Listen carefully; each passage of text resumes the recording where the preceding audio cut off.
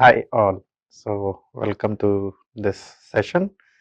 So in previous session we have learned a lot about the cytokines, okay, their mode of action and other properties, and then we have also learned about the other mediators, non-proteinaceous mediator such as vasoactive amines.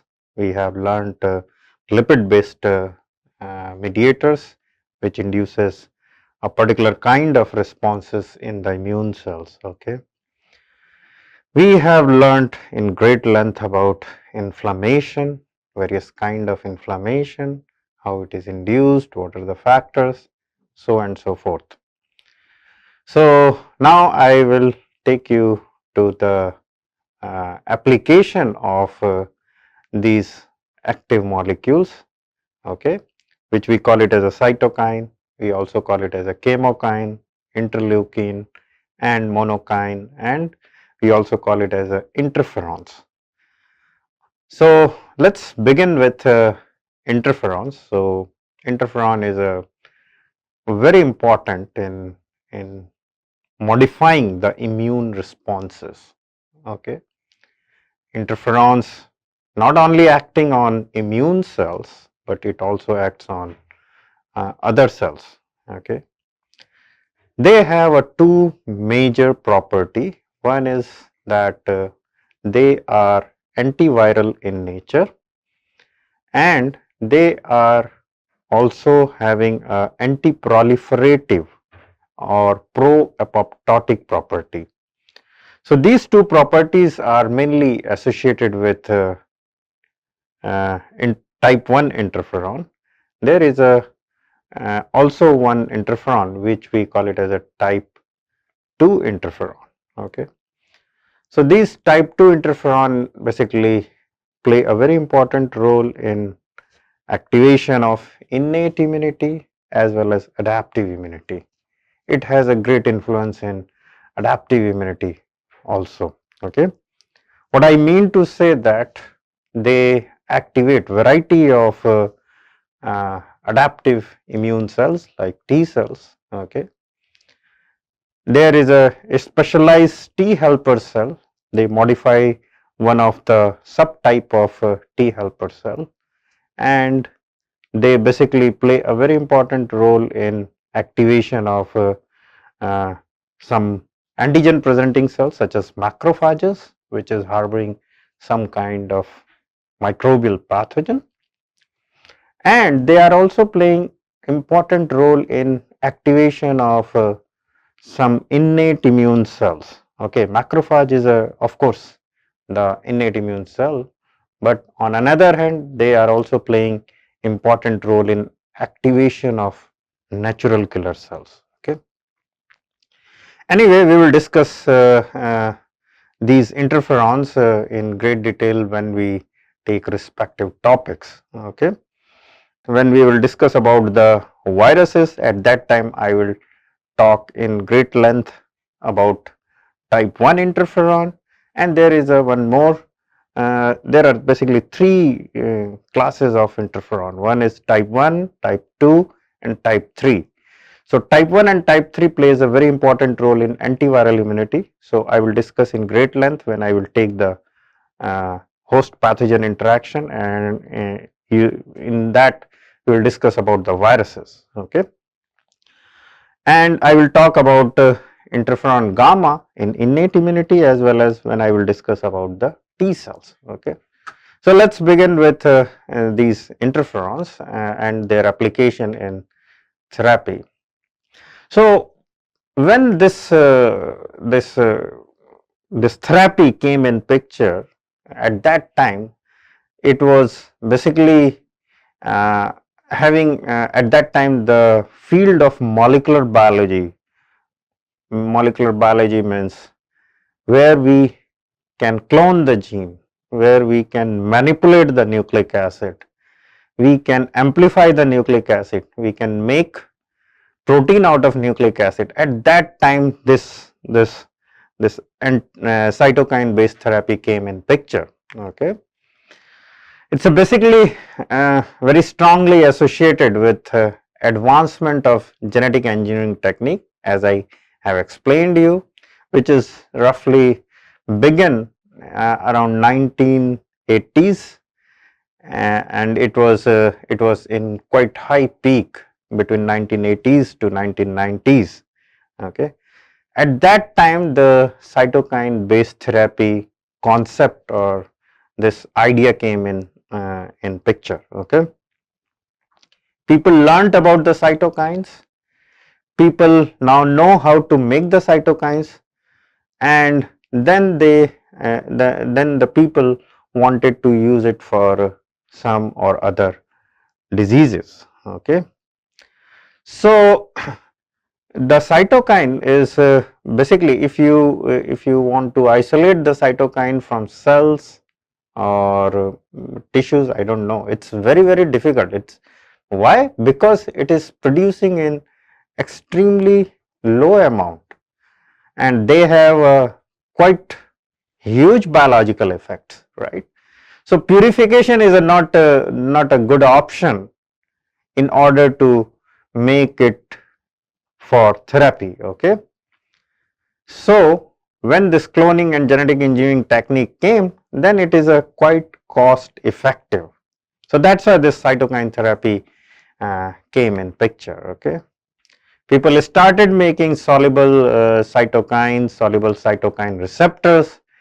Probably you might be aware that there is some biophysical chemistry or biophysical biotechnology kind of fields are there, where their aim is to make the protein soluble. It's not easy please remember, it's not easy that you just express any protein and it will be a soluble. Okay, so that is a big challenge. There are a lot of physics, chemistry and biology is needed. Sometimes we change some amino acid which will not change the structure of protein, and then it will become a soluble. Sometimes we add some small chemical agent, okay, which will make it soluble. Okay, another is sometimes these molecules, the half life is very short, so we have to increase their half life. I will tell you in this session that there is one family of cytokine or interferon whose half life is only 7 to 10 minutes. So in order to enhance their half life, they add some small molecules which stabilizes under physiological condition. Okay, so all these techniques were there, so that's why this cytokine based therapy initiated. Another a very big achievement in this field is people got it through the discovery of monoclonal antibody. In my previous session or in my earlier session, I just discussed a bit about monoclonal antibody. This monoclonal antibody was basically discovered by Cesar Milstein and George Kohler. Okay, they discovered this monoclonal antibody, and it has a huge application in I think I have told you, it has application in research, it has application in diagnosis, variety of diagnostic is based on monoclonal antibody, and it has a huge application in therapy.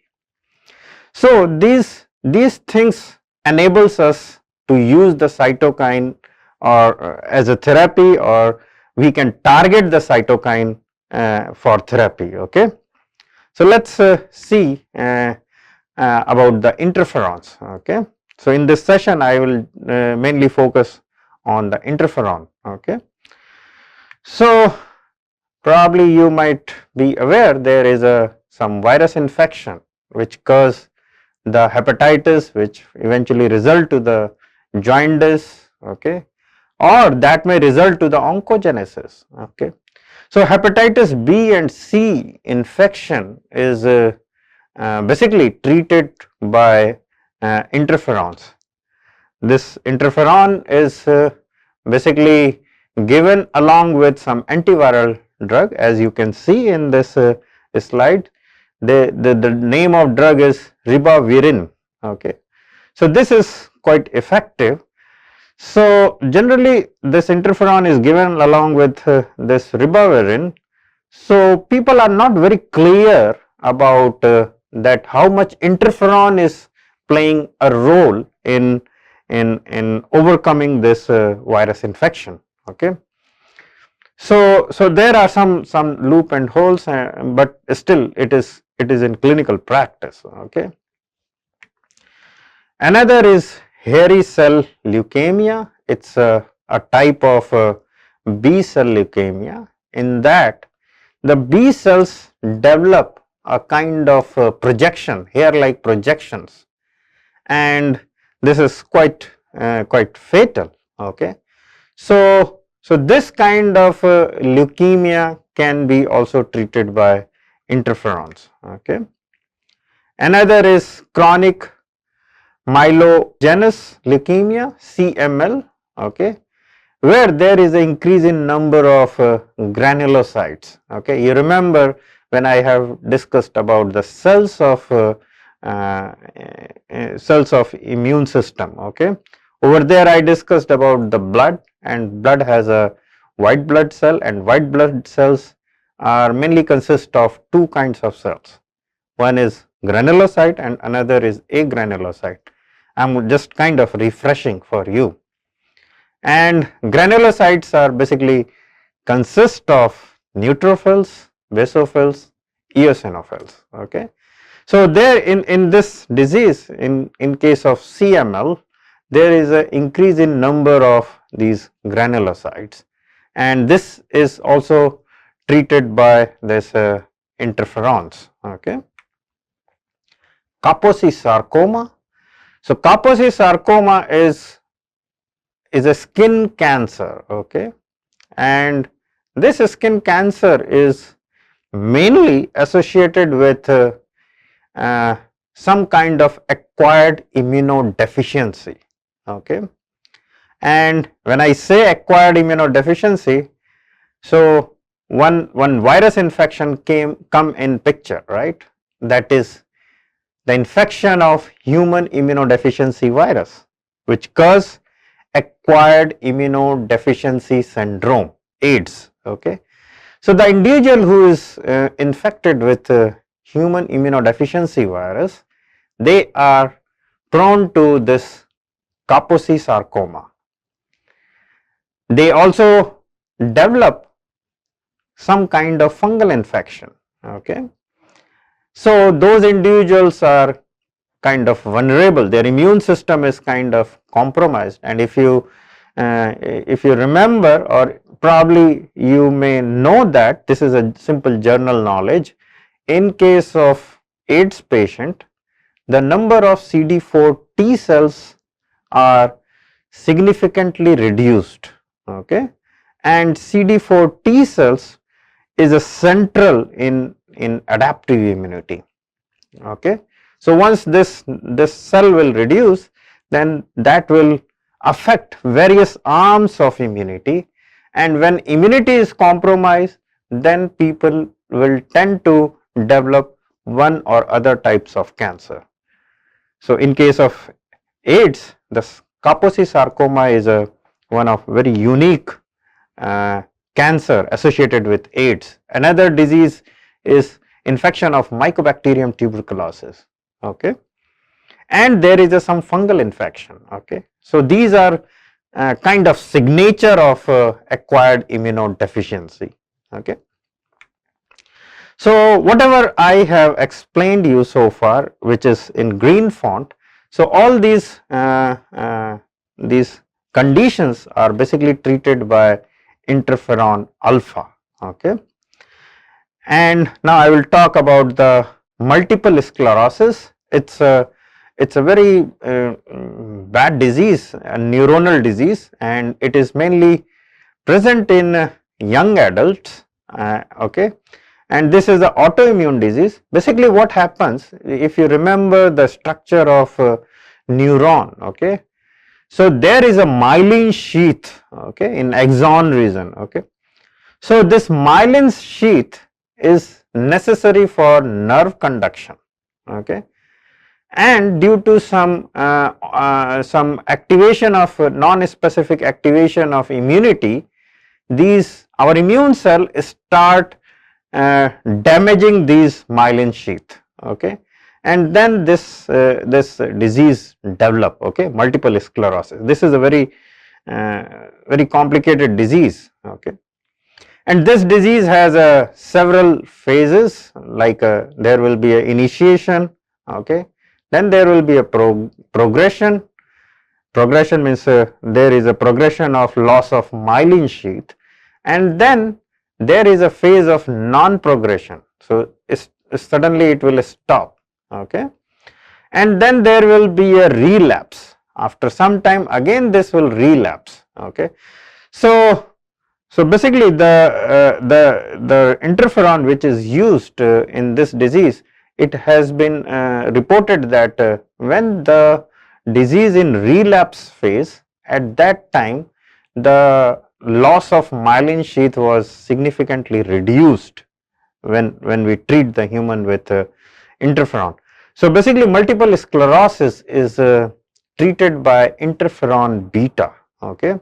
This is a another type of type 1 interferon, okay. Now I will talk about the interferon gamma. There are several cases or several diseases which is treated by interferon gamma, okay. One is that follicular non-Hodgkin lymphoma. This is again a cancer, okay. There is a cutaneous or skin T cell lymphoma. This is also treated by interferon gamma, and multiple myeloma, okay. So this is also treated by interferon gamma, and if you see these three diseases are cancer, okay. So interferon gamma is widely used in treatment of these cancers, okay. It is also used in treatment of some congenital disease, which I have discussed in a great length in previous session when I have discussed about immune cell neutrophils, okay. I have discussed in great length about chronic granulomatous disease, CGD, okay. So the CGD is basically a deficiency of function of NADPH oxidase due to some mutation, okay. So this CGD is basically those individuals, they are not able to produce sufficient amount of reactive oxygen or nitrogen species, okay. And there is a test, if you remember, there is a NBT test, okay. So this test generally they are not, those individual cells cannot change the color of which is initially the color of the reagent is colorless, and if you add this enzyme NADPH oxidase, then this will turn to the blue color, okay. But in case of CGD patient, this does not turn to the blue color, or they do not turn to that intense blue color, okay. So this is a kind of diagnostic thing, okay. And I have also explained that there is a some or other way to manage this disease. One is, okay, direct approach. Direct approach is basically these individuals, the CGD patients are basically they develop recurrent infections like some pseudomonas infection, staphylococcus infection, some fungal infection such as candida infection, okay. So these individuals are not able to clear those infection because of deficiency in the function of reactive oxygen or nitrogen mediated killing of these microbe, okay. So, the way to treat is either do some transplantation, bone marrow transplantation. Another way is you treat these individual with loads of antibiotic, which is not recommended, not so good. Or in worst scenario, if there is a big wound and all those things, then there is a surgical approach. You just clean those abscess and all those things. Okay, and there is a cytokine mediated therapy, that is treatment with interferon gamma. So, interferon gamma therapy significantly reduce the hospitalization of these pediatric patient. Okay.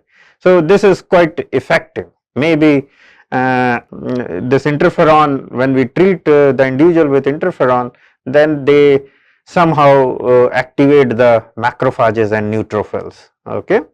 So, in that way they are able to clear the pathogen. Okay. Another, which is a quite rare disease, this is osteopetrosis. Please remember, this is a osteopetrosis, it is not osteoporosis. There is a big difference between osteopetrosis and osteoporosis. Okay. So, this disease osteopetrosis is also treated by the interferon gamma. This is also very unique disease or very dangerous kind of disease. It is a life threatening congenital disorder and it is characterized by overgrowth of bone.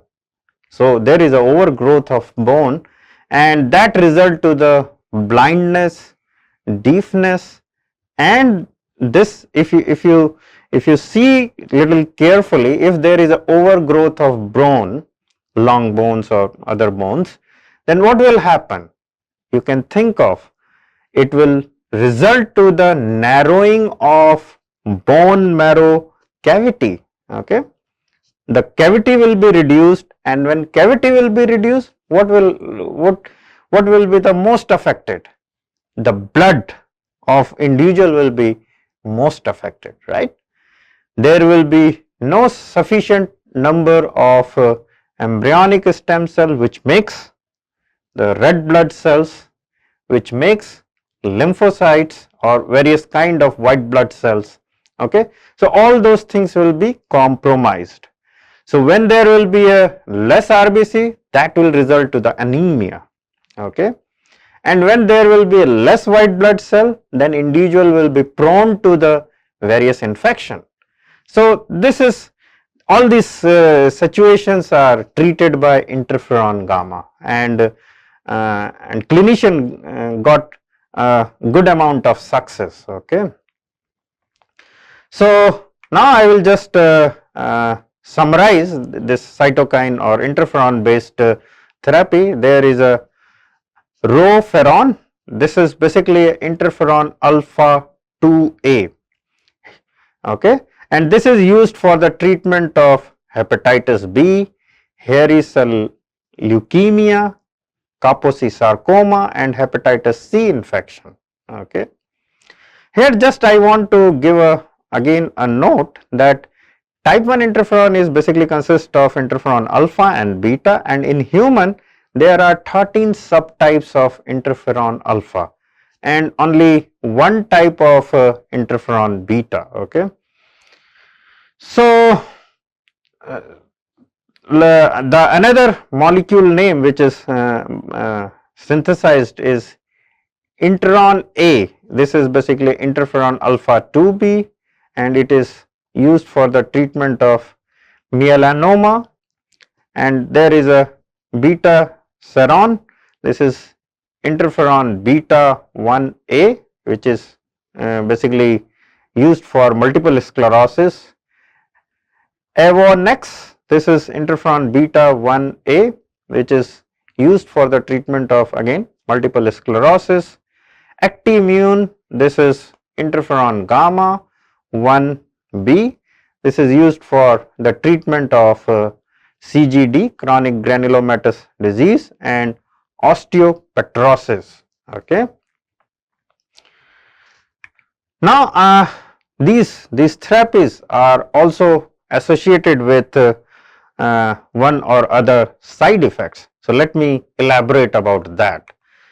So the side effects are, when we treat with this individual with these interferons, they show some flu-like symptom like chill, fever, headache, fatigue, loss of appetite, nausea, and vomiting is basically same. It's both are written, so just there should be no confusion. Okay, so all these are the short-term side effect. Okay, but there could be some long-term side effects, or there will be some more problem like significant reduction of white blood cells, anemia, okay, which increases the risk of infection. Okay, so when WBCs will reduce, then there is the individual is much more vulnerable or susceptible to the infection. Okay, there could be a skin rashes, thinning hair, and there could be some more side effects, as it is shown in this slide, that can basically sometime people may tolerate. Okay, many people tolerate this interferon therapy, and most side effects do not last long after treatment stop, but fatigue can last longer. Okay, and other rare long term effect include damage of nerve, okay, neurons, okay, including those in brain and spinal cord. So there is a possibility that it will develop some multiple sclerosis like side effect. I am not the right person to say with great confidence, because I am not clinician and I am a fundamental immunologist. Okay, so maybe these not that much severe like multiple sclerosis, but maybe some very low grade of this damage to the neuron and spinal cord. Okay, so with this I will stop here, and in next session I will talk about other inflammatory cytokine which is used in therapy, and basically in several situations we damp these cytokines. So I will talk all those things in another session or next session. Thank you.